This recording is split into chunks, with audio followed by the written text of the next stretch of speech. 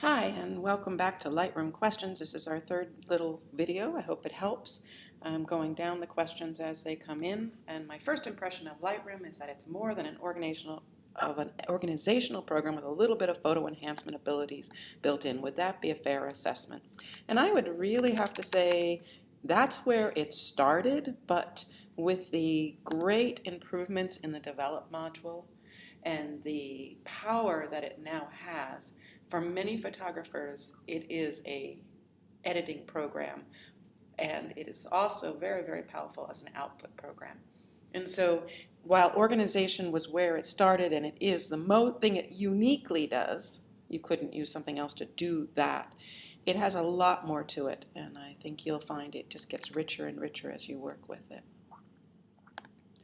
Lightroom really wants me to get started with Lightroom Mobile. How do I get rid of that? I'm not interested. I do like Lightroom Mobile. We will talk about it. People have asked to talk about it.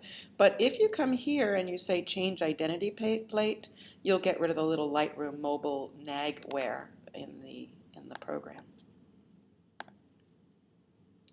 There seems to be a difference of opinion on downloading with DNG, and then the other person asked about converting to DNG when I import. We're going to have a whole section on DNG versus RAW versus other file formats.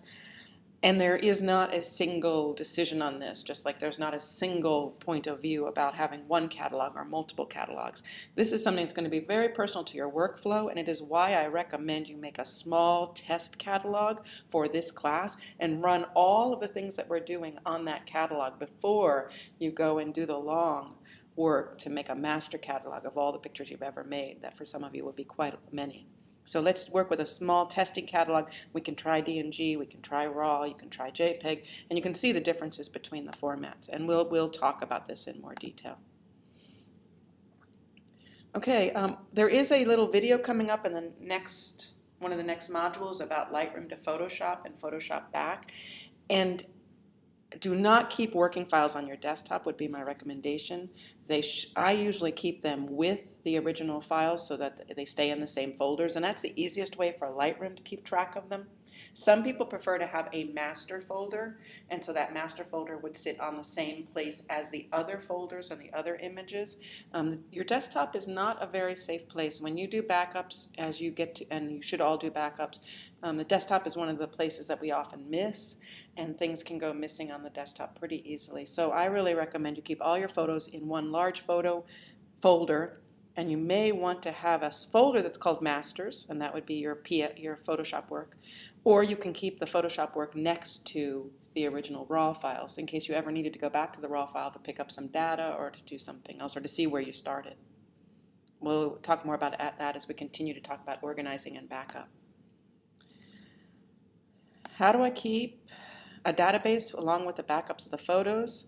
No longer room on your computer. How do I export the catalog that has all the edits and retains the links? This is a process we can export and import to catalogs.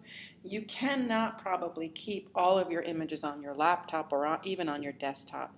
You're going to have removables. We'll talk about different storage options. I think for right now, again, work with a small program, a small catalog for this class, and then we'll go from there to see what you get. And where's the best places to back up? Backup's a whole topic. I'm going to say let's table that for a little while. I'm sorry to say that, but it's so huge. Just make sure you back up somehow. And I will tell you about my suitcase of hard drives, where I'm attempting to make some order out of what is certainly chaos. What are catalogs? And a catalog is this. It is the file that lives on, in my case, a hard drive. So here's my hard drive right here. Go like this. And on my hard drive is a folder. There's my Lightroom catalog, this LRCAT file. And there are my pictures right here. And so this file, this catalog is the database. I make the analogy of it being like the card catalog in the library. You couldn't throw away the books and just keep the card catalog. And the card catalog is very useful for finding the books that are on the shelves. Your pictures are your books on your shelves. The catalog is the organizational information you need about those pictures.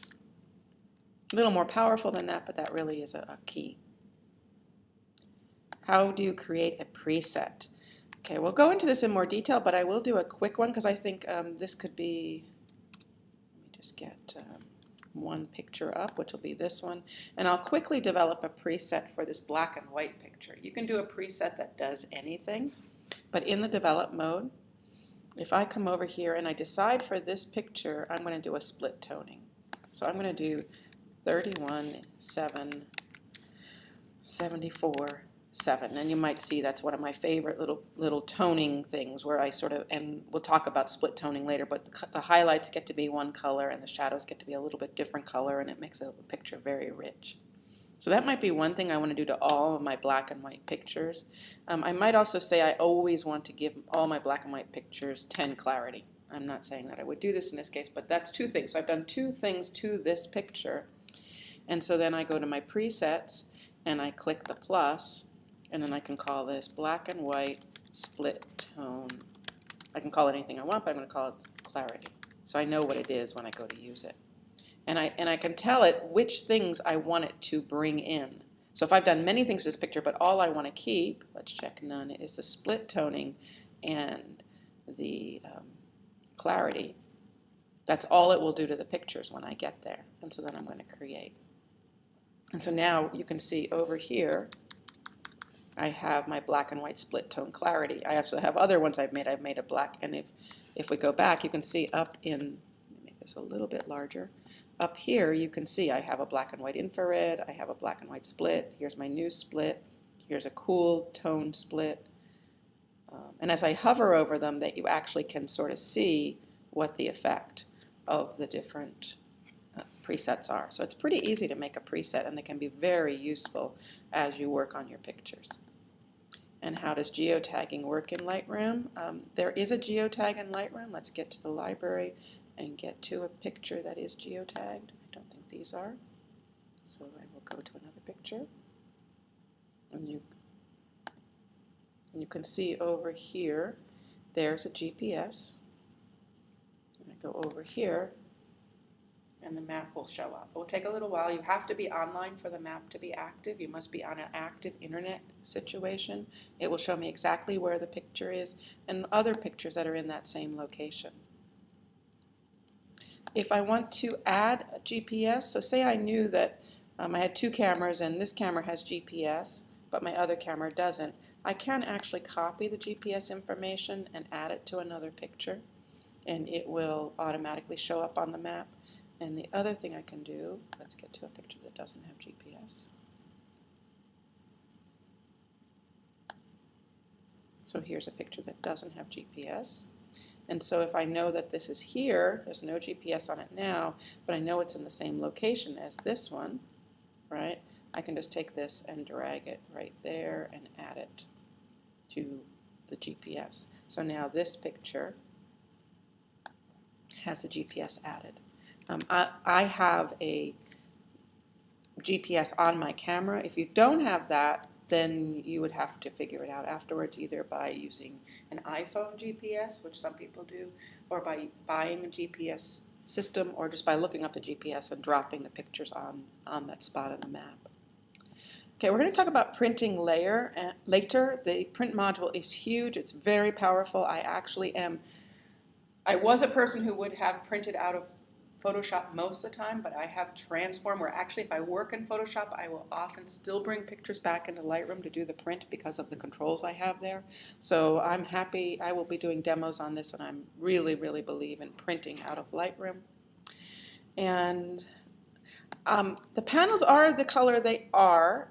You can change a number of things on this. So the question was, why are the panels black and not changeable? And I don't think that that's exactly the way to look at it, because the panels are the panels. If you want to look at something for editing and you're making decisions based on it, you can decide on the color back here. And so I can decide it to be white, light gray, medium gray, dark gray, or black.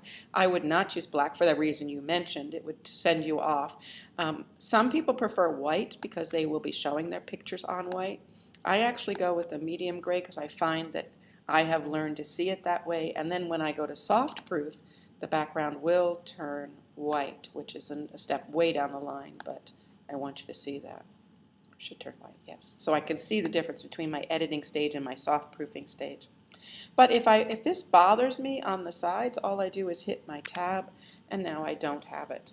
And so I can judge the picture without any side panels. And that's just one of the features of Lightroom. Big question. We will deal with this many ways, and I think it has to be a personal answer. What are you going to do with them, and why are you going to organize them? And as you look at some of my videos, you'll see me talking about this, and then I will answer more questions about it as we go forward. And you can't actually export a PowerPoint presentation. You can, though, if we go to Lightroom, I have a few pictures chosen, and I go to Slideshow. You see that you do have a choice of two things in Lightroom. You can export as a video, or you can export as a PDF. And so it would be a PDF slideshow rather than a PowerPoint. That's more generally usable. People really like it. If you want it to export as a PDF, and I'll say this, and if you don't get it, you can email me to ask more details if you're going to use this a lot. You could export these pages as a PDF, and then in Acrobat, re-export them as JPEGs, and then you could use them in a PowerPoint or in some other slideshow program. So those are the quick answers to the questions. I know there'll be more, and there'll be hopefully more answers, and I thank you so much for being here. Lightroom is amazing, and you're going to continue to grow and learn in it, and I'm happy to be here to help you out. Take care.